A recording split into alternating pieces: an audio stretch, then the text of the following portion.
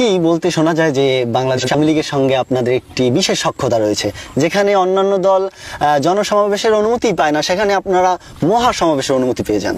আসলে ব্যাপারটা হলো, এই প্রশ্ন তো আজকের থেকে না, প্রশ্ন তো ফেরাউনের থেকে।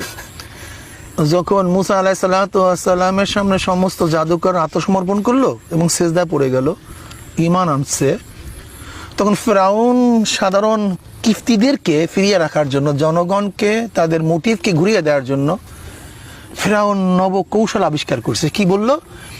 যে জাদুকরদের সাথে মুসার এখানে আসার আগে সখ্যতা হয়েছে, সেটা কম্প্রোমাইজ হয়েছে। এই তারা সখ্যতা করে এই কাজটা করছে, তারা এই দেশকে দখল করার জন্য, এই জাতিকে ধ্বংস করার জন্য। ঠিক ওখান থেকে ইসলামী আন্দোলন বাংলাদেশের কোনো কিছু না পেয়েই তারা শুধু এই বদবু ছড়ায়, মিথ্যা অভিযোগ ছড়ায় যে ইসলামী আন্দোলনের সাথে আওয়ামী লীগের সখ্যতা আছে।